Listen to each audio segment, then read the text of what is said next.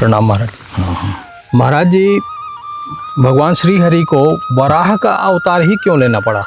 देखिए, वाराह भगवान का जो अवतार भगवान ने जब लिया इस धराधाम पर, तो उस समय कश्यप और दिति के 2 पुत्र हुए।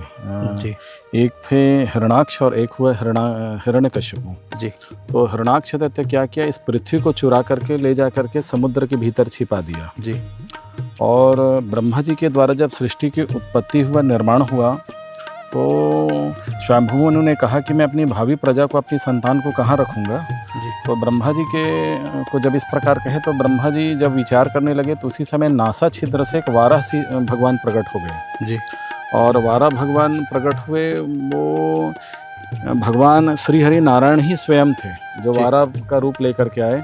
अनेकानेक युगों में, अनेकानेक काल में भगवान जो है विभिन्न अवतारों को लेकर के आते हैं। तो भगवान श्री हरि विष्णु उस समय वाराह भगवान के रूप में आए, और जो केवल सुगंध मात्र को जानते थे, अर्थात उसमें सुगंध की शक्ति इतनी अत्यधिक थी, क्योंकि वाराह का स्वभाव सुगंध का रहता है। तो पृथ्वी तत्व को भगवान जो है सूंघते सूंघते समुद्र के अंदर प्रवेश कर गए, और एक स्थान पर पाते हैं कि ये पृथ्वी जो है, धरती जो है, जो पृथ्वी माँ है, वो समुद्र के भीतर डूबा हुआ था। और भगवान उसको दाढ़ पर रखे, और दाढ़ पर रख करके वापस ला रहे थे। तो उसी समय हिरणाक्ष दैत्य के साथ मुलाकात हुई, और दोनों में मुठभेड़ हुई, और वाराह भगवान के द्वारा हिरणाक्ष दैत्य का अंत हुआ, मारा गया।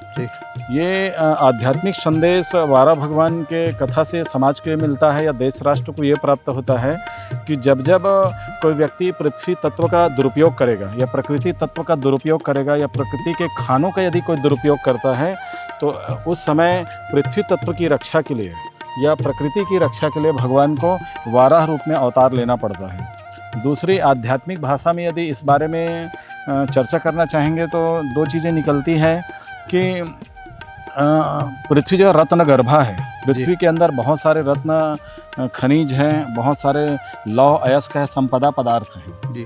तो उन पदार्थों की रक्षा के लिए भगवान को वाराह रूप में आना पड़ा, और भगवान जो है पृथ्वी तत्व को सुगंध के रूप में लेकर के आए। अर्थात पृथ्वी में गुण होता है सुगंध, जैसे आकाश, वायु, अग्नि, जल, पृथ्वी जिस प्रकार होते हैं, वैसे शब्द, स्पर्श, रूप, रस, गंध, गंध जो है पृथ्वी तत्व का मूल भाग है। इसलिए भगवान जो है वाराह रूप लेकर के आने का तात्पर्य ये रहा कि वाराह का एक गुण होता है, सर्वाधिक गुण होता है सूंघने की शक्ति। वाराह शिशु में या वाराह जीव में सुगंध की प्रवृत्ति बहुत अत्यधिक होती है।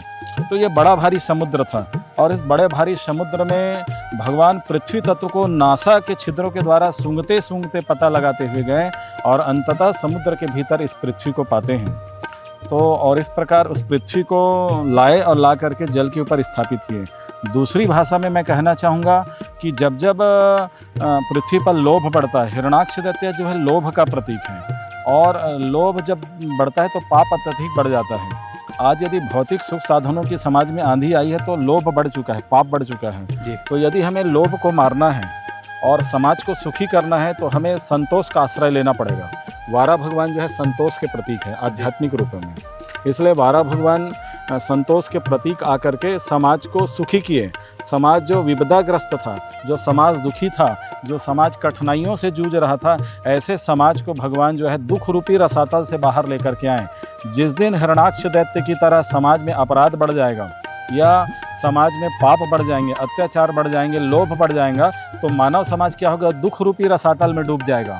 और भारतीय समाज या पूरे ब्रह्मांड में विश्व का जो सामाजिक जीवन के जो प्राणी हैं, वो समाज में ही रहते हैं। तो मानव समाज को सुखी करने के लिए भगवान जो है इसको दुख से बाहर निकालने के लिए वाराह रूप लेकर के आए।